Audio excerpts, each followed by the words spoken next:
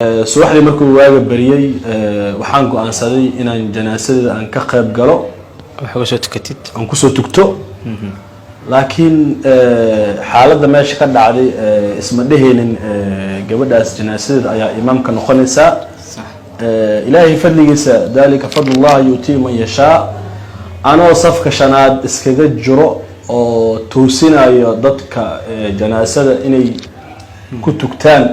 aan leeyahay ma la rakuucaayo mana la sujuudayo aan isku dhawaado ayaa qof kamid ah ehelka gabadha ayaa gacanta ii soo taagay buu ugu yiri janaasadan inaad bixisaan ka rabnaa markaas aan ku dhaw walaalow janaasadan dad kala joogo marka wuxuu yiri ilaa inaad bixisaan laga rabaa marka alxamdulillah wax ilaahay subhanahu wa ta'ala qadara ayaa meeshas ka dhacay waxaan leeyahay wixii aan saxay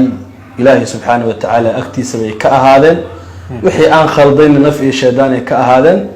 laakiin ilaahay subhanahu wa ta'ala gabadhaas waxaan leeyahay allah u naxariisto waxa aan ka arkay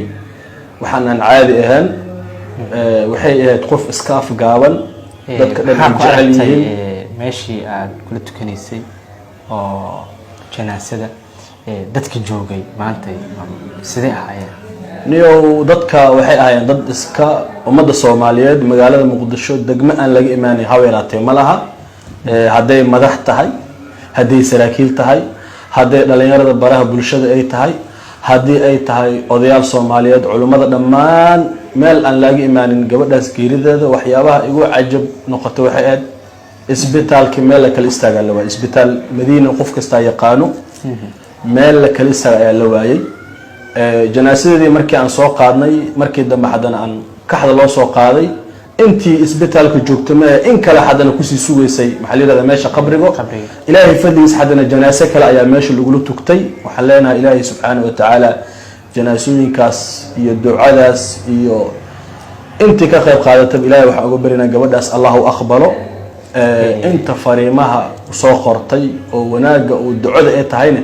maanta farxi Allah u naxariisto waxay u baahan tahay waa duco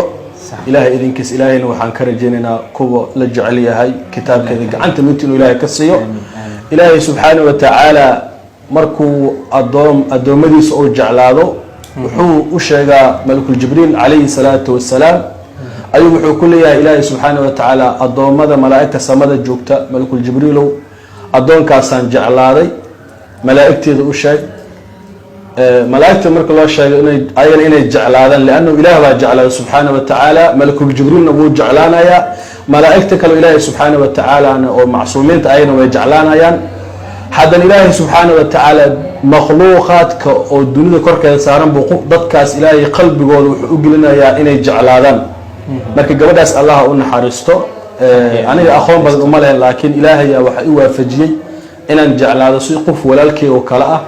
waxay u noqotay geeri walaalkii hadda ka hor Allah uu naxariisto oo naga dhintay oo la dilay marka saan aagu murugeeda amal ay la mid tahay waxa murugtiisii dheereed gabadh yar ee dhashay hodan Allah ilaahay subhanahu wa ta'ala oo inay aragnayo hodan dhahay ilaahay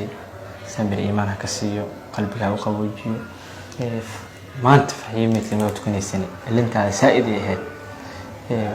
waxa keenay aniga aabaan ahay أولادنا هستا نوح دل وحمة موجنو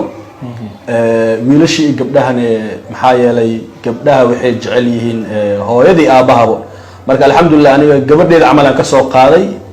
ما أنت قبله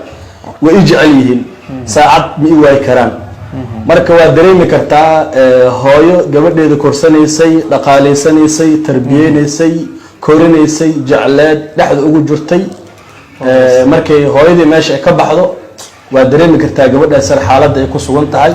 marka waxa ugu kalifay inaan ooyo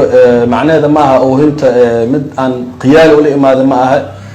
ilaahay subhanahu wa ta'ala ya qalbi jilci abuuray marka waa iska damqaday marka gabadha sariiska xaaladeeda iyo aabaheed dayax ilaahay subhanahu wa ta'ala qalbigooda Allah u qawajiyo marka iyo emotionalka meeshas la joogay oo warbaahintii iyo bulshadii iyo waxa ka sheekay kara qofkii maanta janaasada isbitaal Madiina imaaday iyo qofkii qabriga